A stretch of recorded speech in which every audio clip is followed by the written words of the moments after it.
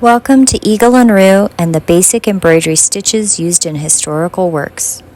I will be demonstrating basic embroidery stitches while making a scissors case. This video will be longer than many of my regular videos due to the instructional tutorial nature of the work. There are many methods of transferring patterns for embroidery work. I have used prick and pounce, watercolor washes, carbon paper, light boards, and iron-on transfer pencils. For this piece, I chose the iron-on transfer method.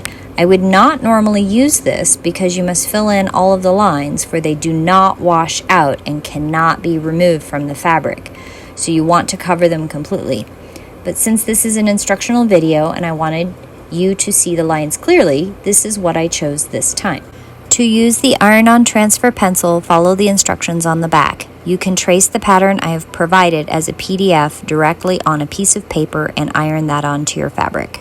The floss I chose for instruction in this sampler is cotton DMC floss that can be acquired at any hobby store or fabric store that carries flossing. I have listed affiliate links within Amazon for DMC threads below. Basic stitches in this video include backstitch, buttonhole, stem stitch, satin stitch, split stitch, chain stitch, plaited braid stitch, which is a little bit more advanced. There will be a two-part section on that. Other materials you will need: scissors, hoop, thimble, needles. The pattern is on a 6x6 inch piece of 100% cotton scrap sheeting. I find that small sampler works are easier to practice on a tight weave fabric that remains tight within the hoop. For ease, I have not stretched this piece on a slate frame or scroll frame, but that is an option. Instead, you will see it stretched on a hoop.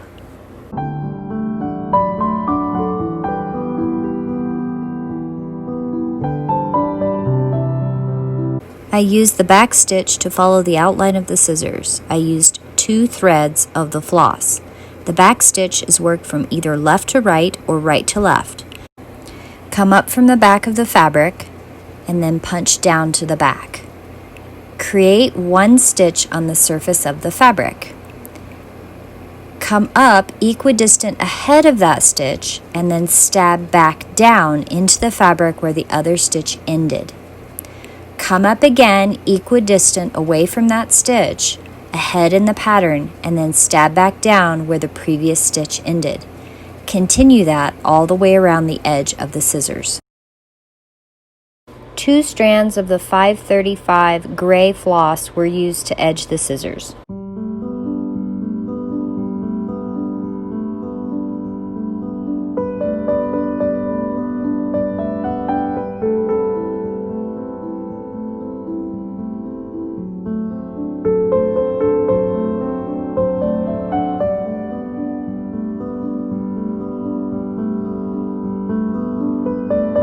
The long and short satin stitch was used to fill the scissors. I used 4 strands of floss of a single color. Come up from the back of the fabric and stab down into the fabric, creating your first stitch. Then beside that first stitch, stab up from the back and then stab back down to the front, creating a stitch just a bit longer than the first. You are generally trying to create an alternating side-by-side length of stitches, and you do this for the entire pattern. I do recommend using the stab up and stab down method rather than gliding the needle along the fabric. Due to the size of the pair of scissors in this pattern, they are smaller.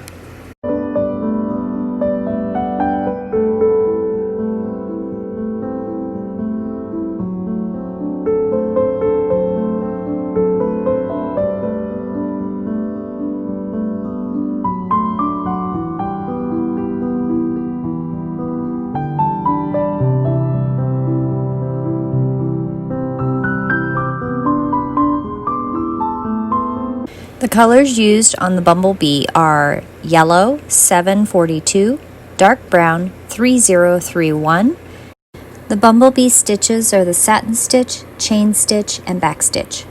The satin stitch is completed on the yellow and brown bands of the Bumblebee using 4 strands of floss. The satin stitch is used to create a smooth surface decoration. It is made up of simple straight stitches laid close together in parallel lines to create a solid filling. This stitch is widely used in all kinds of embroidery. You will need to come up from behind the fabric and create a solid stitch, and then go back to the beginning or next to the stitch and create another wide stitch. I have included photographs for you to follow if you are confused. You will fill in all of the yellow and all of the brown bands with the satin stitch first.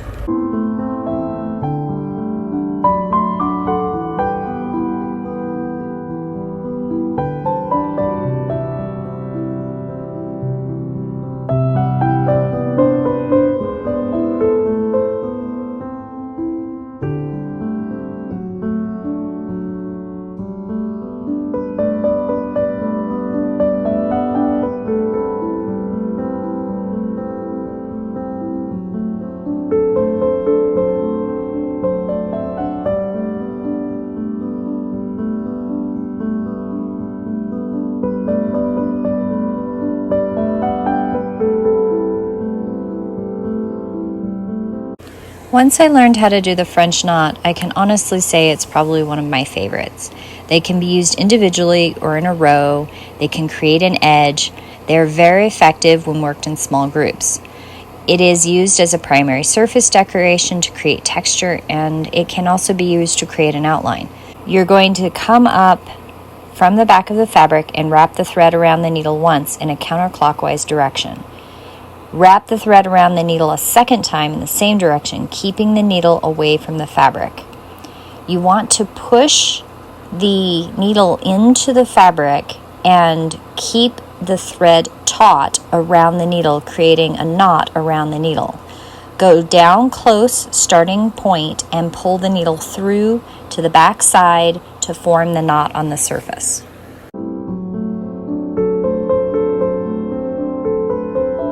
The back stitch is used for the wings on the bee. The wings of the bee are done with 2 strands of the brown floss.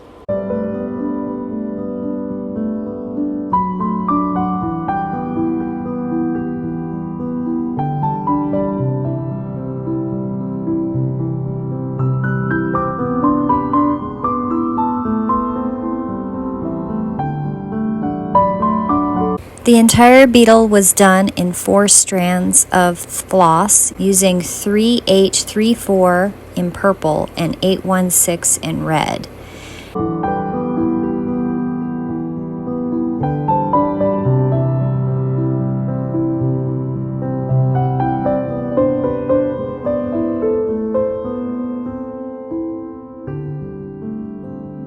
There are many variations to the chain stitch. This particular chain stitch requires you to create a single stitch and then slide the needle through the straight stitch from left to right without picking up any of the fabric. Go down into the base and then back up, looping around. These images should show you pretty detailed explanation of how I accomplish those tiny little feet.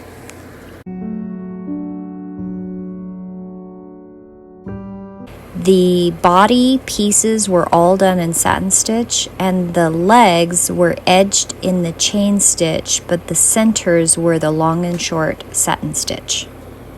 The buttonhole for the flower was done with 2 strands each of the purple 209 and the purple 208. The buttonhole stitch is both practical and decorative. It can be used as a border stitch. It can also be used as a fill stitch, as an example here with the flower. You need to come up at the base and then go down a ways from that stitch. You're actually going to come up and grab that base stitch, creating a loop at the bottom. That loop is the edge that goes along whatever decorative. It almost looks like the stem stitch when you do it right.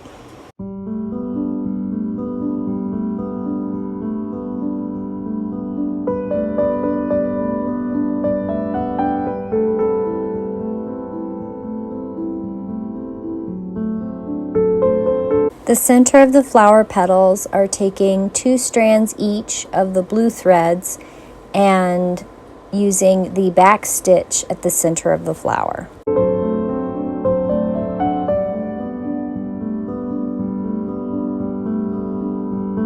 At the base of each flower is a satin stitch bulb done in 4 strands of yellow 726.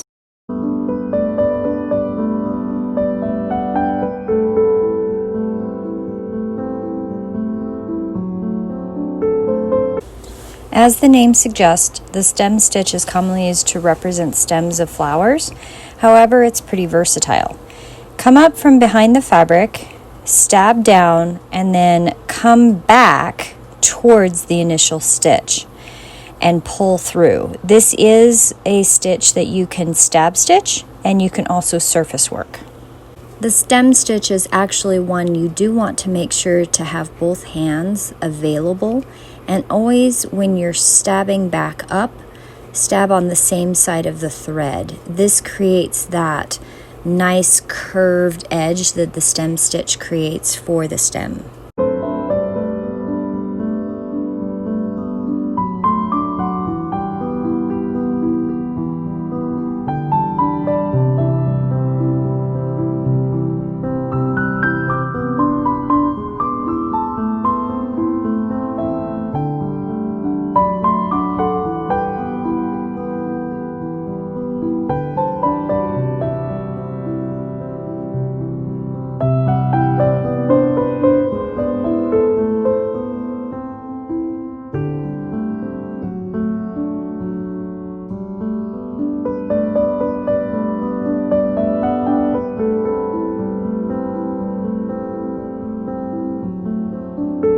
The buttonhole stitch is used for the flower leaf. The variegated color is created by taking 2 strands of each of the 936 and 3013. I love how mixing colors creates texture, shading, and depth.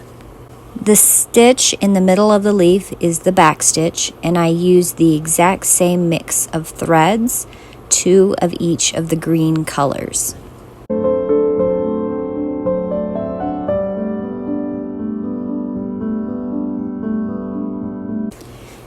Pearl cotton is the easiest thread to use for the plaited braid stitch because you're not worried about separating threads. Here is the plaited braid stitch done between 2 parallel lines as an example. You will begin by stabbing up from the back and down at an angle to the right. Come up on the left line and stab down on the right line, creating a half circle with a thread that lays on top of the diagonal line you created. Come up on the right side, beside the right thread, and angle down to the left, stabbing down on the left line. Come up from the back on the right line, directly across from the left, downward stab. This is where the surface weaving takes place. Gently guide your needle over the top of the loop and underneath the left leg. Draw your thread, but not completely. Leave a little working thread available. Take your needle and guide it from the right over the loop to the left, underneath the right leg, over the top of the loop, and draw the thread to a close. If you look, there we go, and then stab down on that left side. This is your first movement. To create the second stitch, you come up from the back, and then you guide your needle underneath that left leg and leave a little bit of working thread. Come up underneath the right leg over the loop you created in your last stitch, pull the thread down, and then pull until you have a loop. A little trick that I learned when you are trying to add more thread with the plaited braid stitch, it can be a little intimidating. So end your stitch on the left side and then tie off on the back, and then knot a new thread and come up on that right side as though you're going to continue to braid on the top, and you have switch threads, and it's really easy that way. This is definitely one of those stitches I would highly recommend doing a sampler before you put it on your actual work, and start large and work small.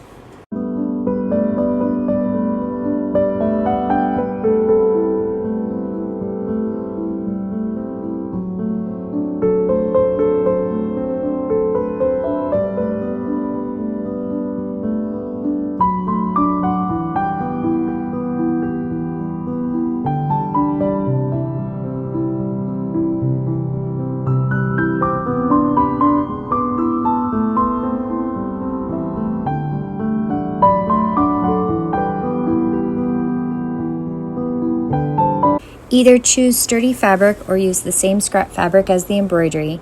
Sew together right sides, leaving an opening, and then turn the right side out. Press flat. Please use a pressing cloth to protect the embroidery. As you can see, I'm using a whip stitch to close the scissors case. Right sides together, stitch down the angle where the two bugs come together. I have found that starting at the top or the tip of where the scissors would be and going up towards the opening creates a more smooth line. Then turn the embroidery side out. You can hide the seam with a chain stitch or a plaited braid stitch, or leave it plain just like I did.